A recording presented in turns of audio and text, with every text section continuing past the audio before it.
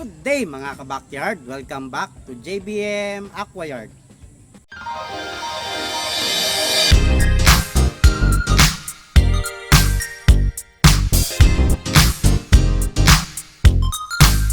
Once again, good morning to our subscribers and viewers.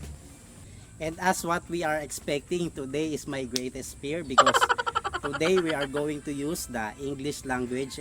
And you know, English speaking is my weakness, and you know, I am not really good in English speaking, but I will try my best to do this very hardful task because you know, my heart is saying that I need to connect to other people because when I check my traffic view in my YouTube studio, I noticed that there is some countries that is watching our videos, but sadly to say that they cannot understand what we are talking about here in our backyard because we are using the Tagalog language or the Filipino language. That's why I decided to use the English language to connect with them. I always read your comments, and there is a comment that saying that they don't understand my language. That's why they are requesting to add the English subtitle in my videos, but sad to say that English subtitle in every videos is very difficult because I am a very busy person. I am also working with another business, which is my fish food production. That's why I decided to use the English language, and I think this is the easy way that I can connect to other people, which is they don't understand the Tagalog language.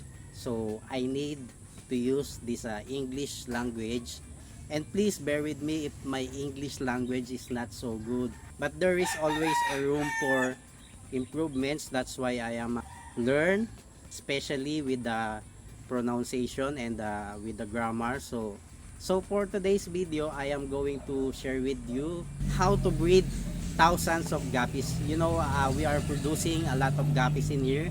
As you can see, all of the tanks in our grow out facilities, there is a different kind of strains of guppies. So today I am going to share with you how we are producing these thousands of guppies.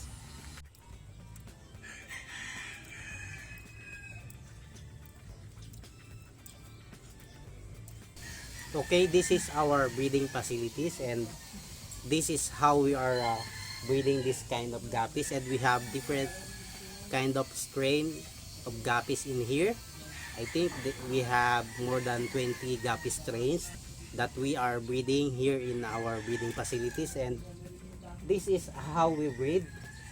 So as you can see, we have different kinds of fresh plants in here. So if you are going to ask me why we need to put the fresh plants in breeding tank, so the fresh plants job is to eat all the ammonia that produces.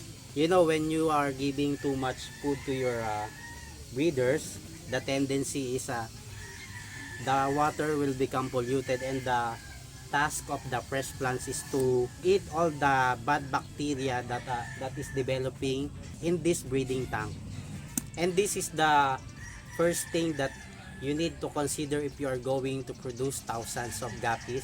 You need to have the fresh plants in your breeding tank, and we have two kinds of fresh plants in here. We have floating plants, which is the hornwort, and this kind of plants, this is Balisneria plant. And also we have the stem plant or the rooted plants, which is, as you can, which is this Bacopa plants. So this is very good to your breeding tank because they are grow very fast, and they are spread widely in your breeding tank. And the second benefits of the fresh plants in your breeding tank, these fresh plants will serve as the hiding place of your prey, because some of guppy breeder will become fry eater, especially to the albino strains. They are very aggressive, and they are eating all the fries in the breeding tank. That's why you need to add fresh plants so that you can have at least 20% hatch rate in your breeding tank. And another thing that you need to consider when you are going to produce thousands of guppies, of course, you need to have the quality of water. As you can see in this breeding tank, I have the best quality of water. You see the water is very clear, and even though there is algae, but still the water is very clear because we are regularly changing the water at least 2 times a week. And also we are siphoning all the dirt in the breeding tank to maintain the good quality of water. And the third thing that you need to consider in breeding thousands of guppy fish is to give them the quality of foods. So in my case, I am giving them the JBM acquired decaf mix and the JBM acquired powder mix. I mix this two kind of variety, and this is my finished product.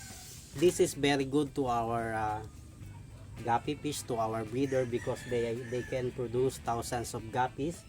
As you can see, our female, our breeders, they are reaching the maximum sizes. And maybe if you will ask me how many times do we feed our breeders, so we are doing 4 times a day. We are starting to give them at 8 o'clock, and then the second one is on 10 a.m. in the morning, and the third one is on 1 p.m. and the last is 5 p.m.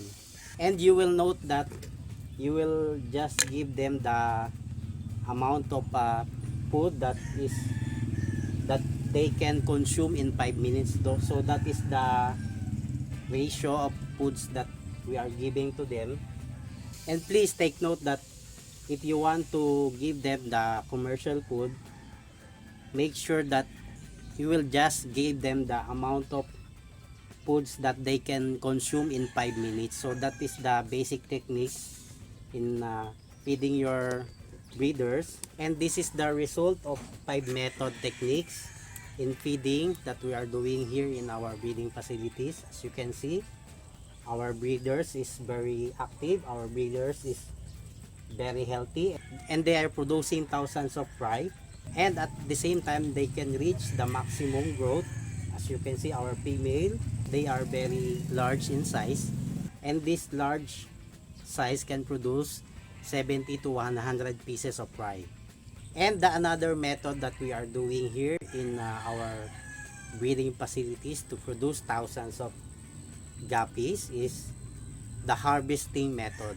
We are always checking the breeding tanks if there is a fry. Every morning we are harvesting all the fry, and we are not allowing all the fry stay in the breeding tank because there is many different kinds of predator here in breeding tank. I'm going to show you what is that kind of predator. Of course, the breeder itself will become predator. Some of my breeders of guppies in here are very aggressive. They can eat all the fry in just one day.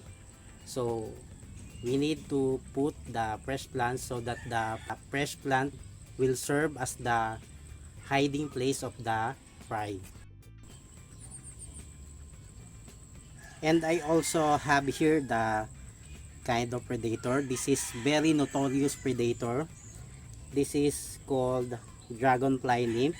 This is very dangerous to our fry because they can eat 30 to 50 pieces of fry in just one day.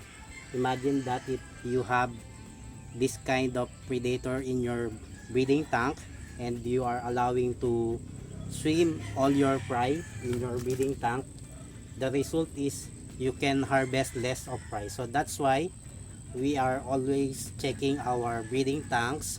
If there is a fry, we are harvesting them immediately so that they cannot eat this kind of predator. This is the fry that we are harvested from the breeding tank of Dambu Air Mosaic, and there is still so many fry that need to harvest in these breeding facilities. So after harvesting this fry, we are going to transfer this to our grow out facility. So we'll go now to our grow out facilities. So this is our grow out facilities, and this is how we are growing this kind of ornamental fish, this guppy fish. And this is my harvested of Dambu ear mosaic, and I am going to put this fry in this grow out tank.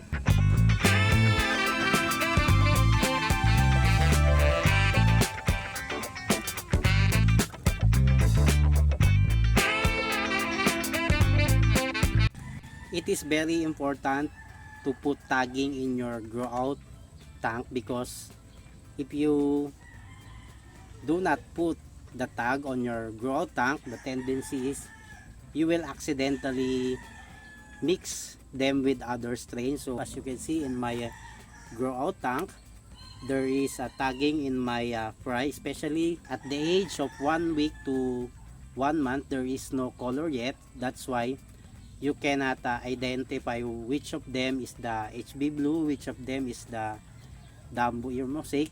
So the tagging of your grow out is very important to identify what kind of strain is in your grow out tank. On this side, this is our first stage of our grow out facilities. This is our grow out setup. We are putting the newly harvest fry on this grow out tank, and after reaching the medium sizes of our fry, we will transfer them on this side. And on this side, this is our second stage of our grow out facilities, and the sizes of our guppies in here are medium sizes, and we have more space on that side. That is our pending project, and this will become the third stage, and we will construct another pond on this area for our large size of guppies. And this is what we are doing here in our grow out facilities. We are very strict in sizing or our grow outs. As you can see, all our small fry, they have their own grow out tanks, and on the medium size of our guppy fry, they also have their own grow out tanks. And once this medium size of guppies reach their max sizes, which is the jumbo size, we will construct another laminated sack pond on that side, so that they can also have their own grow out tank. So this is the thing that we are doing here in our backyard. We have the breeding setup, and we have the grow out setup. We have our own system in breeding. We have our own system in our grow outs, because we are aiming to produce thousands of guppies. We are aiming to supply these kinds of guppies here in Metro Manila. We are aiming to supply this in a pet shop. We are aiming to supply this even in a supplier, or maybe in the future we are going to import this kind of guppies. Hopefully someday it will make to happen. And that's it. Please bear with me with my English speaking, because I am not really good in English. I am not fluent.